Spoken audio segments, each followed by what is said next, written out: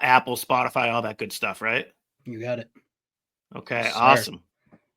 So, we are now in the month of June, which the left has called Pride Month for decades at this point. This month typically comes with a never ending stream of virtue signaling from major companies to sports teams to everywhere in between. It seems clear to me that after the fallout from the trans light nonsense, the whole Pride brand is definitely on the decline. I feel confident saying we've reached peak gay and are slowly descending back to normalcy. Let's call the old male transvestite flashing his fake breasts on Joe Biden's White House lawn the Mount Everest summit of the gay agenda. Now we are slowly but surely bringing things back to respectability.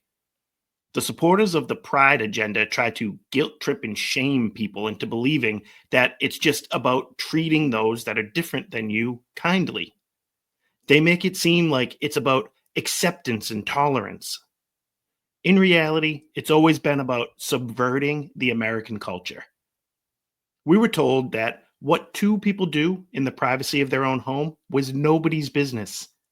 We were told that same sex couples were just as normal as normal couples. We were told that same sex couples deserve to have children. Once it became normal for gay couples to have children, it was then necessary to teach our elementary age children that gay parents are just as normal parents.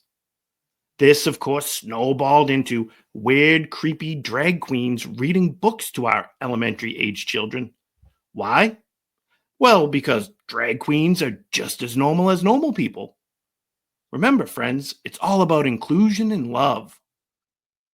The leaders and the supporters of the Pride agenda live in a fantasy world, and thankfully, the rest of us are realizing that we can put an end to all of this.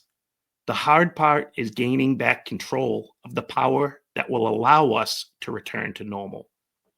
The reason the Pride agenda has been able to grow is because it's been a slow progression, and it's been led by a bunch of nerds and outcasts.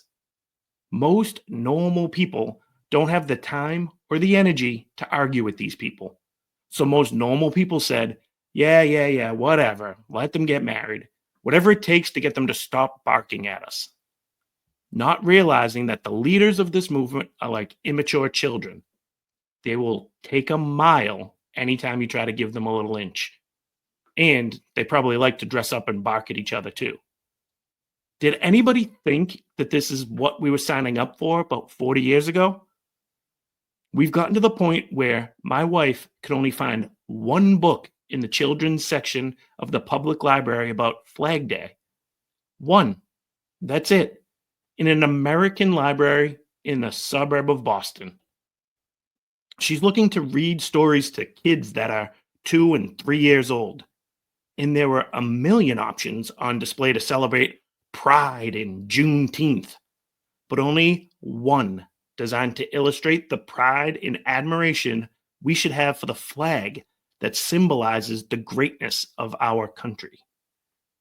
You see, the inclusion crowd always leaves out the reality that we do not live in a black hole sized world of never ending inclusion.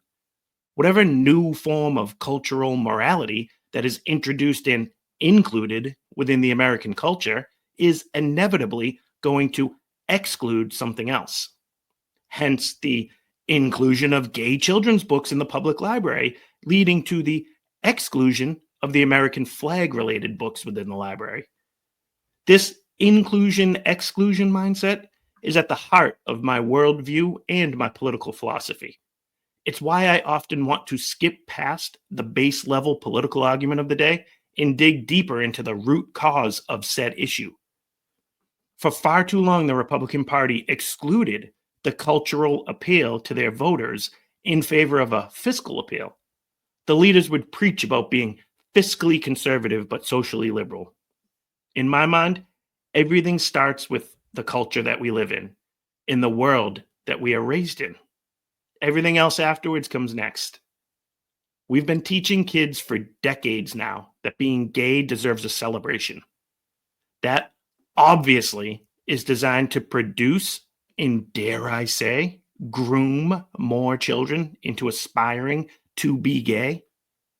We've been teaching kids for decades that our country is rooted in racism and is somehow evil. That obviously is designed to produce and indoctrinate more children into growing up to hate this country. Those children inevitably grow up and become teachers and politicians. They become guidance counselors and librarians. And when they're forced to make a choice between a book about Flag Day or a book about homosexuality, they're unfortunately choosing the latter every time. If we can take one lesson away from the story of Pentecost this past Sunday, it's that we have been blessed with the power of the Holy Spirit to help guide us as we speak out against the celebration of sin in our fallen world. Hopefully, the Spirit can use our tongues to speak the language that we will need to lead the children of God to his kingdom. And to all of those who seek to harm and confuse God's children through the celebration of Pride this month, well, I believe there's a millstone waiting for you somewhere. And with that being said, I do believe it's time to welcome in our good friend, Mr. Ric Flair, because it is showtime, baby. Woo! Showtime! Woo! Woo! Woo!